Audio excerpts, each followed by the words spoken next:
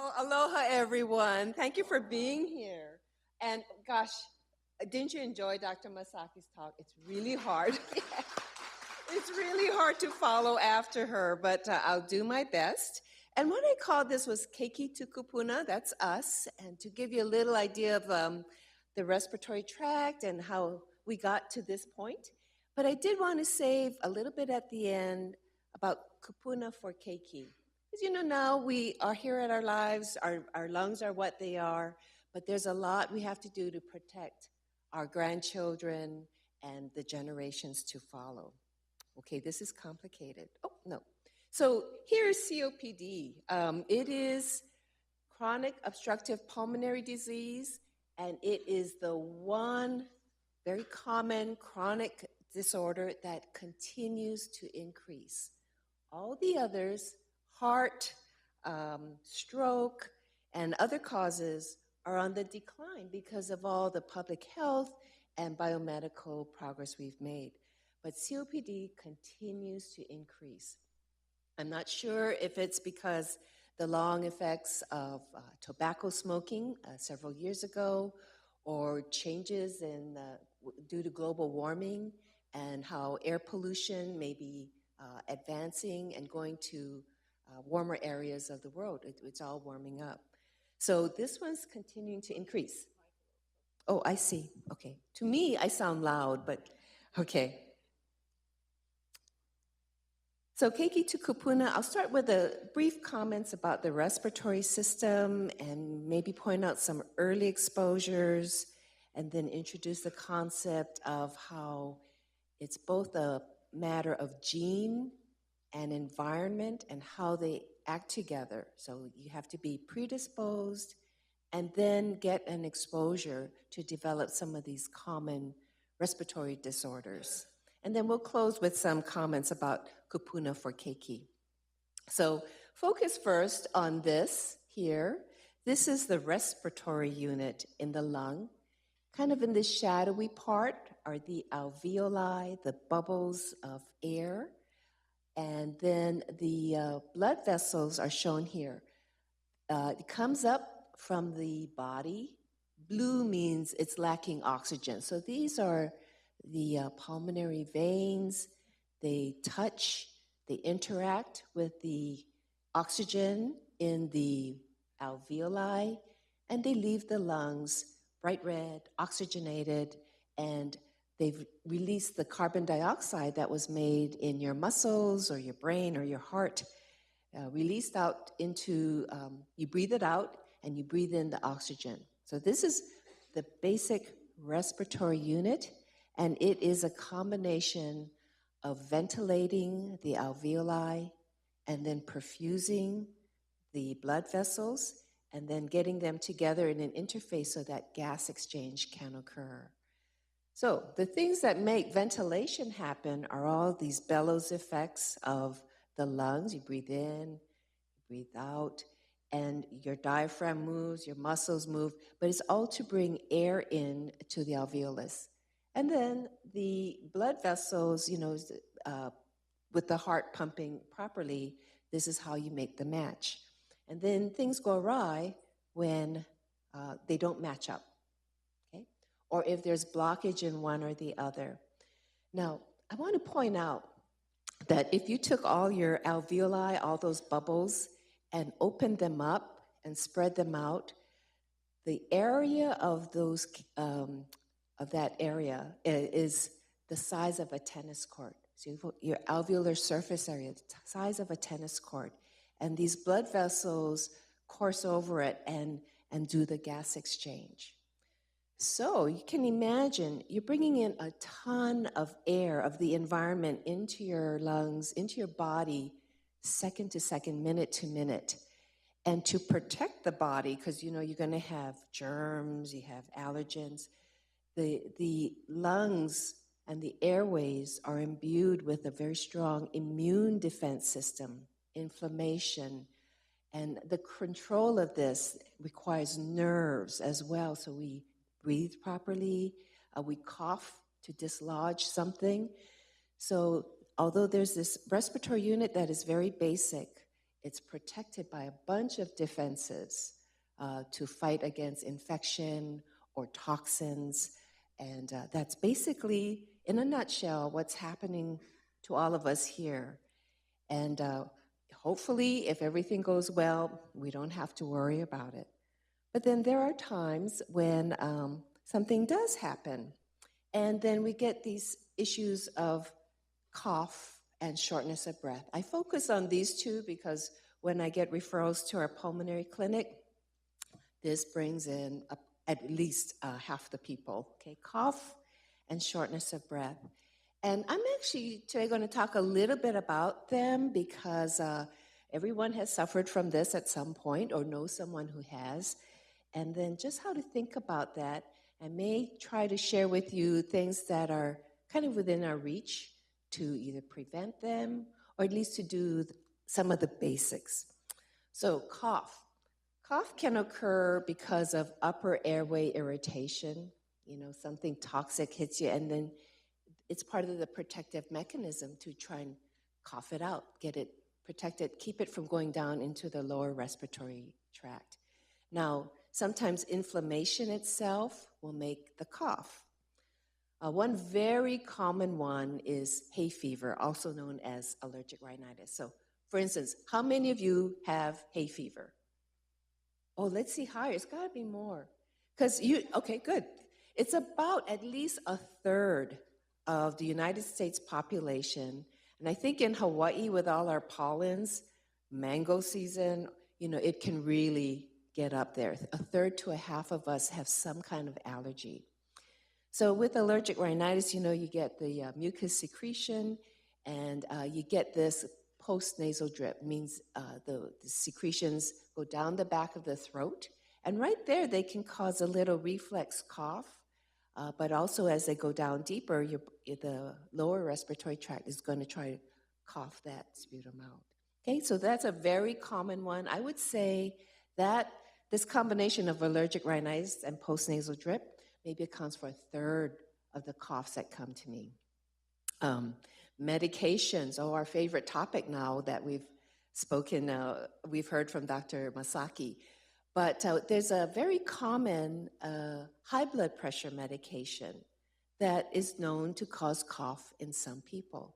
In general, if you look at your medications and if you have had a long cough for several weeks that you didn't have before and it's a dry cough, check your blood pressure medications. If there's one where the chemical name ends in PRIL, pril, like lisinopril, captopril, those are known to cause cough in some people. And it does that by it interrupts your body's defenses, and it actually causes the buildup of a natural chemical in your body that causes cough.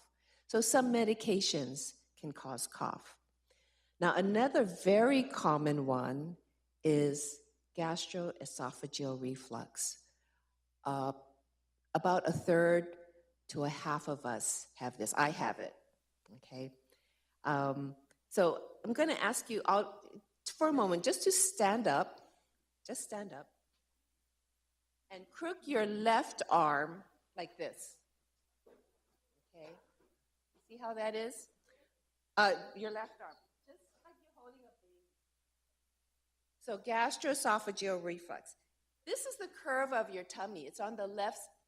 Your tummy is on the left side of your body, okay? And make believe you're going to lie on your left side. Okay? You can see where the fluids, the contents of your body of your stomach is going to settle in this curvature. Okay, so that's a good thing. Now lie on your right side. And you can see, you guys look really cute. You can see where, if you have contents in your stomach, it'll squirt back up into your throat. So now you can have a seat. Okay, so I learned this from Roy Fujitani, who is a gastroenterologist trained here at JABSOM and is now high muckety-muck on the mainland. But he gave us this talk, and he talked about gastroesophageal reflux because it's so common. And we're taking all kinds of medications for it, proton pump inhibitors, omeprazole, Prilosec. And recently people have been talking about, there's this association between these antacids and dementia. So, people are asking me about that. But he long ago had told us, well, the thing you do for gastroesophageal reflux is let gravity help you, okay? So he said, after dinner, we grew up thinking you shouldn't exercise after you eat. He said, after dinner, go for a walk, 10-minute walk. And what it does, it helps with the mechanical digestion and also the gravitational flow of your stomach contents outside of leave the stomach. The other thing is you can tend to start on your left side, all right? So you're not squirting everything the wrong way. And then a real basic one is you take those risers that your grandkids had in college. They come in sets of 4. They're either 4 inches or 6 inches. I find the 4-inch one works very well. And you just take 2 of them and you put them under the legs of the bed at the head of the bed. So you have this slope. Now, you cannot just put a pillow under your body and tilt yourself up because you tend to slip around in bed, and that crook can sometimes work with your stomach, and you just catch it, and you can actually squirt more back up into your esophagus. So it's better to have your whole bed slanted like that rather than to have a pillow, okay? So some secrets, and I've had patients who were taking all kinds of stuff come back to me a month later, says, I'm off everything, I'm sleeping through the night, and it was just these very simple things, okay? But gastroesophageal reflux, if you don't take care of it, can cause cough. It just comes back up and it sets into place a reflex cough. So easy thing to do if you think you have it, and even if you don't know you have reflux, you don't feel heartburn all the time, these are easy things to do. And that stroll after dinner can be really nice. Just choose a nice, safe place, and the air is cool, and by then usually all the traffic and smog has died down. So easy stuff. Now I get to one that's a little harder. Asthma accounts for maybe a third more of the cough that we get in the clinic. Now, when I say cough, I don't mean, cough that you've had for a few days and, your grandkids had upper respiratory infections, and so this is probably just a virus. Here I'm talking about cough that has lasted more than 4 weeks and is unremitting, or it goes away and comes back at certain times of the day, okay? And usually this is a dry, non-productive cough. I'll come back to cough in a little bit because asthma takes a little bit more of a explanation, but I will tell you that asthma is another one of these complex diseases where it's a matter of genetic predisposition and then environmental exposure, okay? And I'm going to come back to that in a little bit. The other symptom we often get is shortness of breath. Now, this is a big one because it can be caused by a lot of different things. When someone comes to me and says, Doc, I just can't climb one flight of stairs anymore, I get really winded. We have to consider whether there's reduced perfusion, right? Remember my little picture with the blood vessels? Whether it was reduced perfusion or reduced ventilation. And I have to go through this whole questioning and evaluation to try to sort out what is going on to cause a shortness of breath. Things that can reduce perfusion to the lungs so you don't have the blood coming up to exchange gas, is you can get a blood clot to the lungs. Now this one, sometimes it's a big clot, and Hawaii is actually a predisposing problem because we have these long flights anywhere, to the mainland, to Asia, these long flights. And so here in Hawaii, part of my questioning is, did you travel lately? And it has a name, we call it coach class clot Say that fast. Okay. But if you sit there for a long time and your legs are cramped, you can develop clots in your legs. And then when you stand up or walk around, boom, that clot goes up to your lungs and it can right away stop perfusion. Okay? And it'll make you short of breath, believe you me. Now, there's another kind of clot, though, that's a little bit, it occurs more slowly. And it's more like, actually, most of us are all making clots in our legs, and we probably are getting a lot of little emboli in our lungs. But there's some people who don't break down the clot. They don't have the natural cleanup system. So the clot builds up in there and builds up in there. This chronic kind of clot formation and lack of breakdown can lead to a more chronic kind of shortness of breath that I have to work up another way.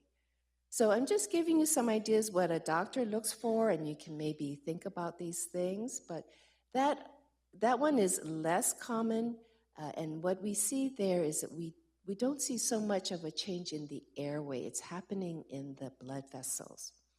Okay, now the reduced ventilation, this is the more common thing that happens. So we have to get the clean, oxygenated air down into the alveoli. You need nerves that work. You need actually the right musculoskeletal system, because if, for instance, you develop a curvature of the spine, you can actually reduce the size of your airways and lungs, and it doesn't move air as well. You can also just get a plugged up alveolus. So if you get a pneumonia, you can see that fills up with pus and fluid, and it doesn't have air in there to exchange. And then finally, the airway. And the airway is complicated. It has smooth muscle. It has cilia that clean the insides of the airway. A lot of things going on there. And one thing that airways have, because they have to protect that alveolar capillary unit from toxins and allergens and infectious agents, is they do have a lot of white blood cells. So these are inflammatory cells that fight all those things. Okay, so asthma is it's episodic. In between an asthma attack, which is shortness of breath and wheezing and tightening of the airways, the asthma means that it's reversible. So in between these episodes, the airway does open up completely. It's normal. However, people who have asthma have an unusual or different kind of inflammation. So the cells are more reactive to the environment. And that part is kind of always sitting there in the airways. And then say you have an allergy to cat, the cat walks by, there's all this release of mediators, and then the airways will squeeze down again. So asthma, it's a chronic kind of inflammation that can be held at bay, but it leads to these episodic, reversible tightening of the airways with wheezing and shortness of breath. Okay? But it is a problem that shows mainly in the airway function. The next one is COPD, and all this means is asthma can cause this, but other things as well. The main thing is that the airways never completely open up, so it is chronic. The airway blockage and obstruction is more chronic, and it tends to always be there, maybe even get tighter and tighter as time goes on. But in addition, you can have these exacerbations. So on top of this chronic obstruction, you can have additional partially reversible obstruction. So that's COPD, and that's the one that is going up higher and higher and higher. We don't know why this is occurring, but that is the one of those major chronic conditions that continues to increase. Okay, so I've mentioned along these ways as we're trying to decipher out these very common symptoms, how we go about it, and it's closely questionnaires, and we asked about personal and family and occupational history. So the family history is very important. If you know someone who had lung disease, COPD, emphysema, there's probably that genetic predisposition in the family. Okay. Spirometry, I'll show you an example of that in a little bit. Oximetry is something that's actually very useful and is now in our grasp. I find you can now go to CVS or Walmart and buy these little, they're called oximeters. And you just put it on your finger and you can see that your oxygen saturation is 98%, which is normal. And what we do is in someone who's short of breath, we have this, of course, in the clinics. We just have them do a 6-minute walk test. Now, why 6 minutes? I don't know. But somebody wrote this up. They were in Canada, and I think they measured a hallway, and everybody took about 6 minutes. So that's what we do. We do a 6-minute walk test, and we see if the oxygen saturation stays above 90%, and if in 6 minutes they can walk, 100 feet or 22,000 feet, and if the oxygen saturation stays good. It's a really quick, inexpensive way to check if that alveolar capillary unit is doing all right, right? Okay, so that's mainly the things, and then there's this whole thing about imaging, chest x-rays, chest CT scans, these all come into play. Okay, here's spirometry, and then what I'm showing you is, this is deep breath in and blow out, and we can measure the air that comes out of you. Here is the normal one. I'm showing you here volume on this side, and over here time. And in general, like all of you, if you would take about 6 seconds to get all the air that you can breathe out, okay? And it's usually I'm looking at the people here, it's about 3 liters offhand, okay? Now, this other line is how much you can breathe out. I'm sorry, this is normal, so about 3 liters. And you notice that in the first second, about 80% of that air can come out in that first second. If someone has a problem with their airway and it's tight, you can't breathe that air out, even given 6 seconds. If I gave you an hour, you could get it out, but you'd pass out. Okay, so you breathe out a little less, and the telling thing is you can't breathe out 80% in that first second. It drops to 60. I have patients who they can only get 20% of their air out in the first second. Okay, so the curve looks different. And this is how I can distinguish how much of this shortness of breath is maybe due to a problem in the airway. Okay. So very simple. It's actually a simple test to do. It's hard for the patient, but easy for the doctor.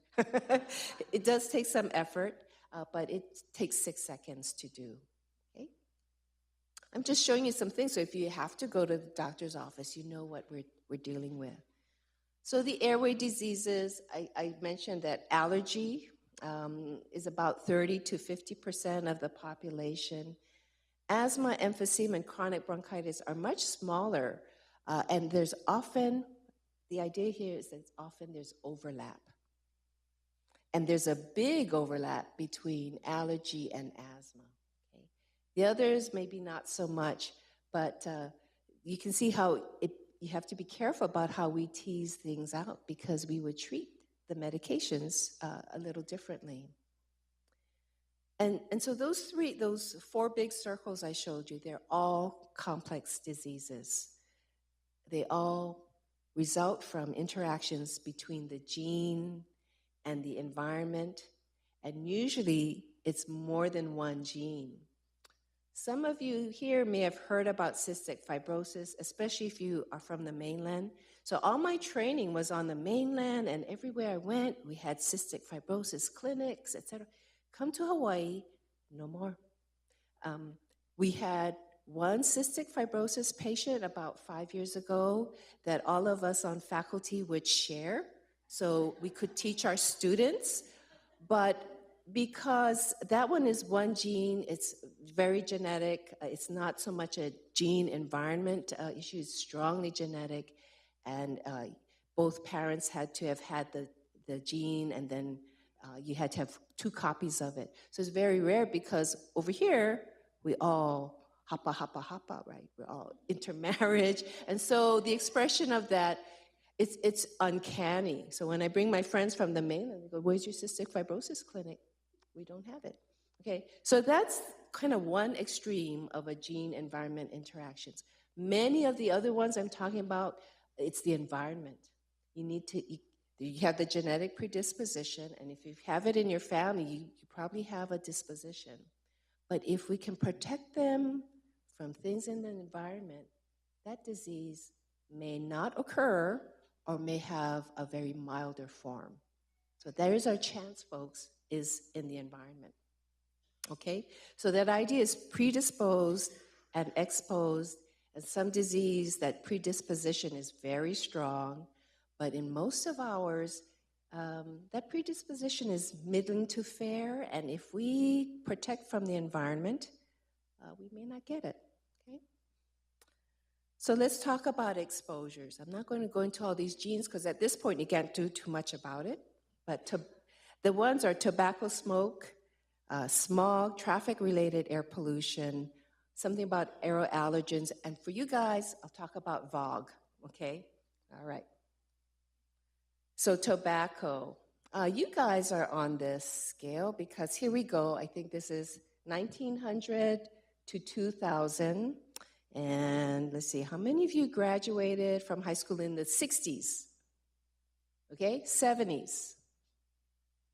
Way down. 80s? No more, right? Okay. So what were you doing in the 60s and 70s? Do you remember? About 70% of men smoked at that time. The women, not so much, but they caught up a little bit. But this is like major things happening on the tobacco scene.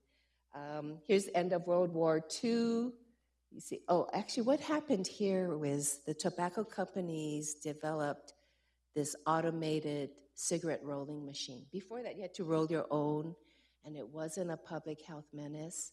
But once the tobacco companies developed this machine, boom, they had to find a market, and they found it. And then World War II, we actually put cigarettes in the C rations. Yep. And remember, it's cheap at the commissary. So it was really pushed. And it wasn't until 1964 that Dr. Dahl first saw that lung cancer, which was so rare in the 1900s that if someone had lung cancer in the Ochsner Clinic with Dr.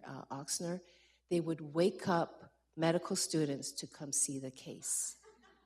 That's how rare it was. But by this point, it was observed, it was on the rise. And now lung cancer is the #1 cancer killer of both men and women. It is higher than the next 3 combined: breast, prostate, lung. Combine them, lung cancer still kills more. Okay. Now, it is not as common as the others, but it is still very, very fatal. So some of the others, more common, not as fatal. We can interrupt the cycle. But lung cancer was first noted here.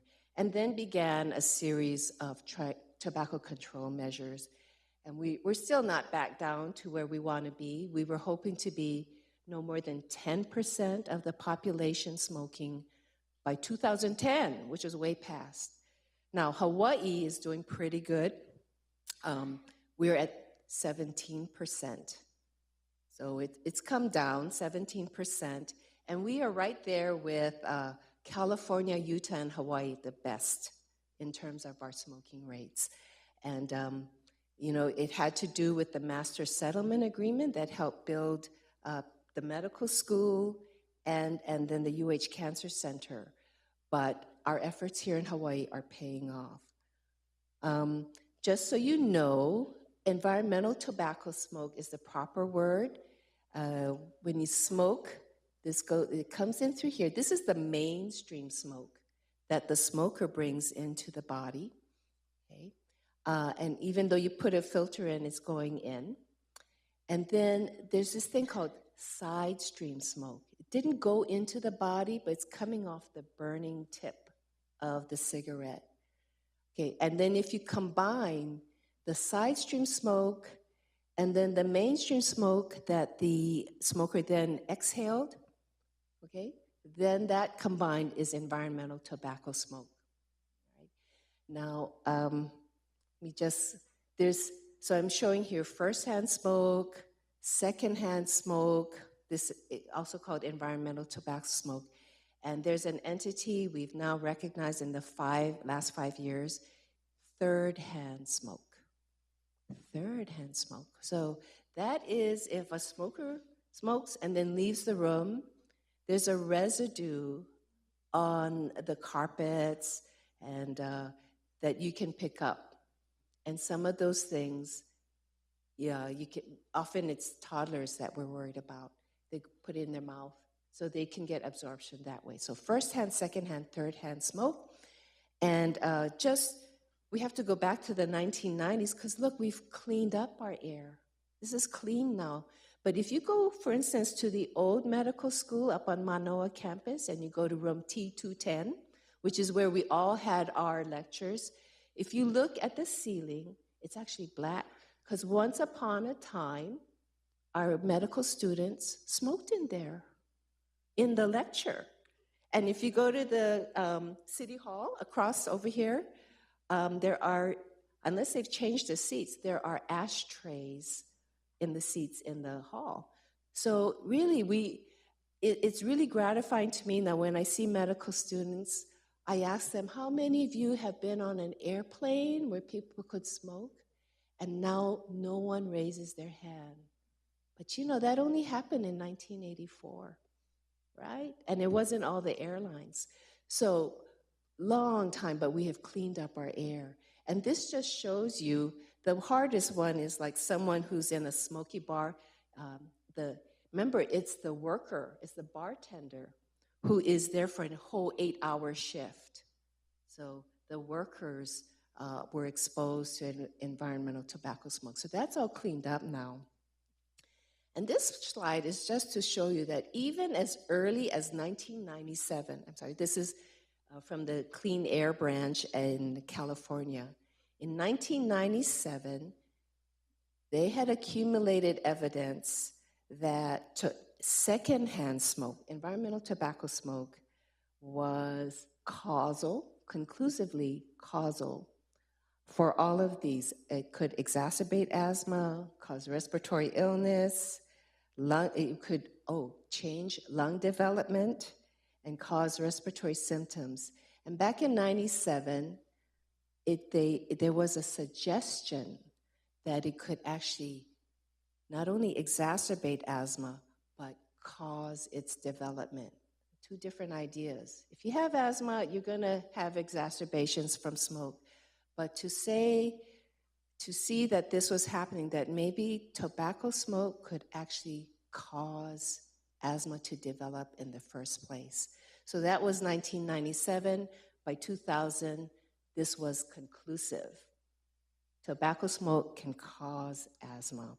So it can cause asthma, it can worsen asthma if you already have it, and now we're learning it can block the effects of the main treatment for asthma, the inhaled steroids, okay? So all those things, it's a blend of that predisposition and then that exposure. We have to stop this. Now let me take you to VOG. When I last gave this talk, this wasn't available yet, but I don't know.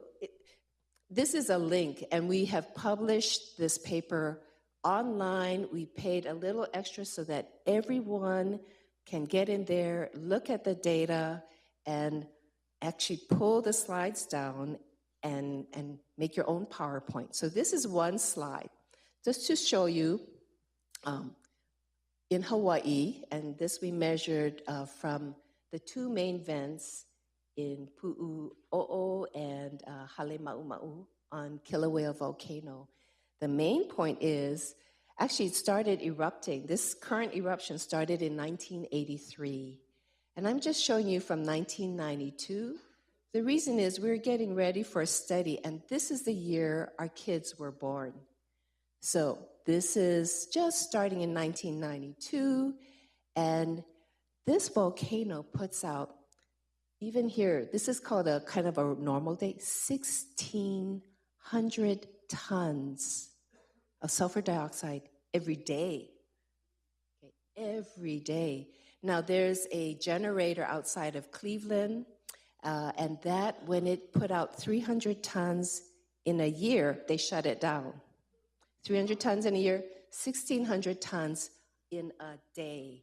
And do you remember this? Do you remember 2008 when the vent opened up? Both vents were going full bore, and we were getting like 12,000 tons in a day. Remarkable, remarkable. So that's what this volcano has been doing since 1983. And actually now, I think I ended this in 2010 because our study of the children ended when they graduated from high school, all right? So that was around 2011. And now we're back down to about 1,600 tons a day. Okay, so our volcano is remarkable and it's worth studying. We focused on the Hawaii Island schools, and we studied 2,000 children from the island of Hawaii. And I'm just showing you here, here's the island of Hawaii. The vents are here. I don't know if you can see the triangle is Pu'u'o'o, which is the main source. And then the square, the black square, is Halema'uma'u. Now it gets complicated because remember we have mainly trade winds. All right, so the trade winds come down this way, and you can see then the vents would probably put most of the emissions down southwest of the vents. Is that making sense? Okay, so the trade winds come this way most of the time, but then you got these 12,000-foot mountains, you know. So Mauna Loa is about 10,000. Mauna Kea, Hualalai, Holualoa. We have these mountains, and the fog doesn't just come out the volcano and go up into the air. It gets caught under a kind of we call it an inversion layer, and it's like a lid that occurs because of a temperature difference. And the lid is usually about a mile high. So it's not as high as the volcanoes. So I'm saying that the fog cannot go over the mountains. So it wraps down here, okay, wraps around, and then a curious thing happens because you have land and ocean next to each other. So you know what happens? The land heats up faster than the ocean. And so I'm showing you, I think it's in your handout, but I show a 2 a.m.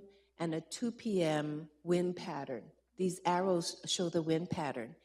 And just to remind you that in the morning, focus in Kona because it's very illustrative. In the morning, or as the day warms up and the landmass warms up, the hot air above the land rises faster. And so the fog that's hovering over the ocean will come onshore. And at night, as the mountain air gets cooler, it comes down the mountain and it pushes it out to the ocean, okay? But the thing is, the fog on this side of the ocean doesn't see the trade winds, so it can eddy here. It can just kind of pile up. So what this did, it made a natural experiment. This area is like clean air. The fog really doesn't get here, and we measured all this. Here you would get the sulfur dioxide, and here you would have fog that stayed there long enough to turn into very acid air. Okay? So that's the concept. And what happens here on the Hilo side is most of the time the trade winds are coming down, and then Kona weather. Kona means south, right?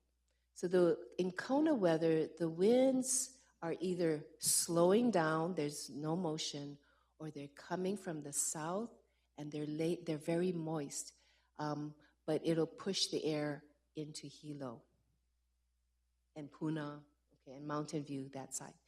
So if you look at it, here is clean air, here is intermittent exposure to sulfur dioxide and sulfate. Down here is mainly still sulfur dioxide, but some sulfate, and then Kona side, very acid, especially in the summertime when they're trying to run the triathlon. It is acid particles. It's like the acid rain, the acid sulfates that were in Philadelphia back in the 90s. Okay, so this is in your handout, but the main point I wanted to show you is, first let's look at smog, okay? These are numbers taken from, there's a big study going on in Europe where they're measuring, they have the Autobahn and all this, big freeways. But Europe is very united in how they monitor. It's very consistent throughout the European Union. And basically, I showed you some of the numbers they get. So they do get sulfate because there's sulfur in gasolines, all right? But you see how all these numbers are high? It's like potassium, silica, iron. These things come from brake linings, from turning up dirt, et cetera. So they're non-volcanic sources, but they're coming from the fossil fuel, okay? So I'm looking at my timekeeper. How we doing? I have 40 more minutes? Okay.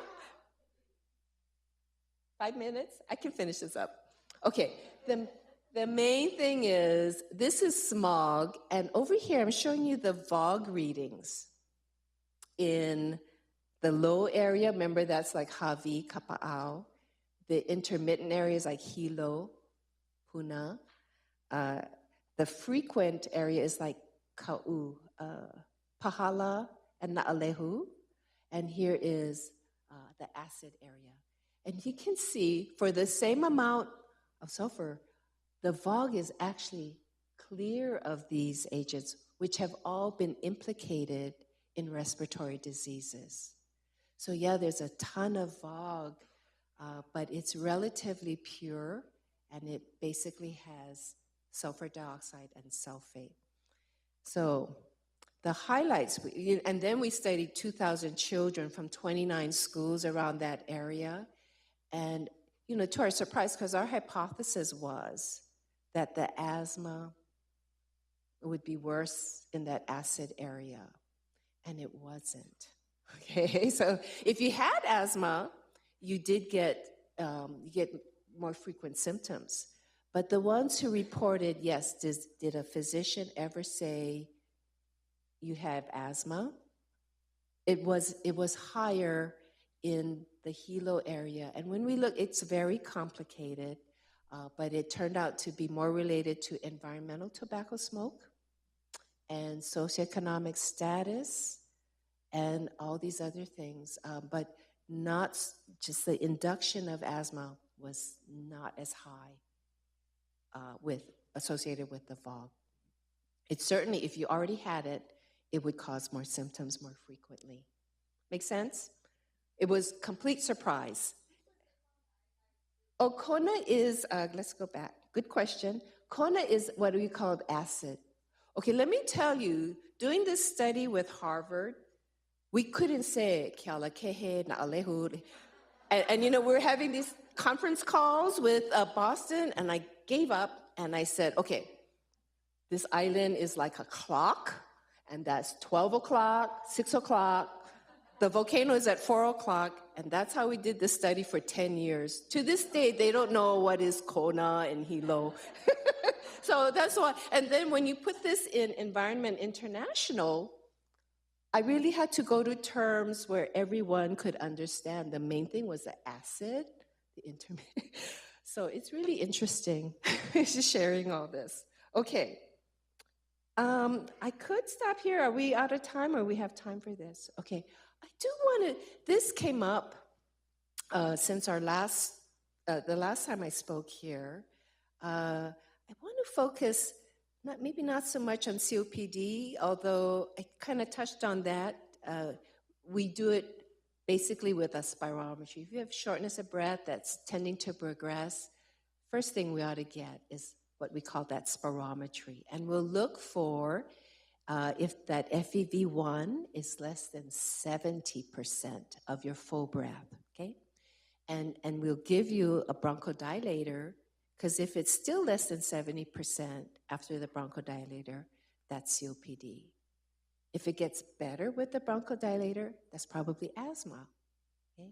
So that's a quick screening, but I wanted to focus on something that actually is very important, because lung cancer is the #1 cancer killer, and we need to detect it. But something, let me skip to all this, but in February 2015, Medicare said they would pay to screen for lung cancer using low-dose CT scans. Now, I want to bring this here to this audience because I have some concerns about how this is being implemented and interpreted. And let me just share that with you, so if you're thinking about doing it, you have things in mind, okay? So you are eligible for a CT low-dose chest CT scan, okay? If you are between the age, and Medicare will pay for it, if you are between 55 and 77. Now they say if you currently smoke or have quit within the past 15 years, but not if you quit 20 years ago. So there's some things I'm wondering about. And if you smoked at least a pack of cigarettes a day for more than 30 years. So, this is Medicare. You get this if blah, blah, blah. And I'm afraid that some of these frames they drew don't make sense from what I understand of this disease. Also, you can get it for free if you are asymptomatic, which, a lot of people, I would say usually if you're asymptomatic, you shouldn't go anywhere near the doctor's office. And the other caveat is the findings must be reported to Medicare. Not just that you did it, and they get a bill for it. They want to know the findings. So the way this is rolling out, because, hospitals and labs can make money off of this, and the radiologists can make money off of this.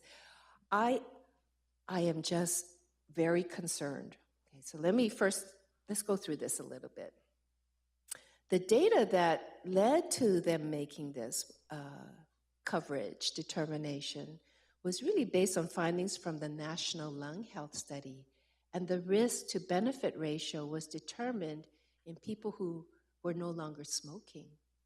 So to have people who are still smoking go get this, I don't know that the risk benefit is going to be as good as what was found in the lung health study. My other concern is what I'm seeing, like with my residents and students, is, he's still smoking, he's between 55 and 74, let's get a chest CT scan. They don't even try to make this person stop smoking. They bypass that first thing. So what happens is, yes, they see a little something on that chest CT scan, and what we have to say is, okay, we have to repeat this after you stop smoking, because we know half of these things go away when you stop smoking. But what we did is we gave them this extra CT scan. What if we had just told them, don't stop smoking, and then when you have been off smoke for 6 months or a year, then we'll do the screening. Okay. Here's the other point I want to tell you. Okay, so when you went outside, you were getting maybe a day's worth of ambient radiation. There's just X-rays and radiation outside. A chest X-ray is about 10 days worth of radiation. A chest CT scan is 2 years. 2 years. Okay, now, low dose supposed to be less than that. When I go ask the radiologist, how many milligrays is this? How many millisieverts? I don't get a straight answer. So I'm going to have to assume that it's probably about 2 years, and maybe if we're lucky, it might be only 1 year's worth of radiation, but it's more than 10 days worth. Okay, it's more than a chest X-ray. The other thing is, a study was done, and people tried to calibrate, measure from around town, the different CT, the energy put out. And it's highly variable. So some CT scans were giving out 2 years worth, some were putting out 4 years worth. And here's the other thing. They have to adjust it. So if you're big, they actually have to turn it up, fry you a little bit. So I'm very worried about this. And the other thing that bugs me is that nobody's reporting the findings in any kind of real way to CMS. So we're not established. All we're doing is giving people a lot of radiation. It's true. We are detecting some early forms, and we can operate on those. But I think what CMS was trying to get was for every one of those we save, how many more are we causing? And there is no data. I don't see any way we can get that data because nothing is standardized. So this is my worry. And just if you did smoke at one time and you're between 55 and 77, I hope you have stopped a long time ago and quit now before you go get this first CT scan. And just remember, always ask your doctors, so how much radiation is this CT scan? Because I think we were a little blithe about it, okay? That's that. So the main pointers for you is do know your family history, avoid or reduce exposure to air pollution, indoor particularly, but even outdoor, okay? The diet, you're going to touch on this later, but maintain a good weight. I tell all my people who once upon a time smoked, choose highly colored fruit and vegetables. It's not just the vitamins in them. The things that give them color are also probably the things that are most antioxidant, okay? The issue about vitamins, let me just warn you about those. Some of these multivitamins, there was a study called the CARET study, K-A-R-E-T, where people who had lung cancer and had it removed were then, number one, they had to stop smoking, but then they were given mega doses of vitamin A, D, E, and K. And vitamin C. I'm sorry, A, C, D, and E, no K. And mega doses. And lo and behold, there was actually a 30% higher rate of a second cancer in the people who took those mega vitamins. Okay, 30% higher. So that's why people said, let's go to eating highly colored fruits and vegetables. And if some of you take Ocuvite for your eyes, note they say smokers should not take those, and it's based on that data.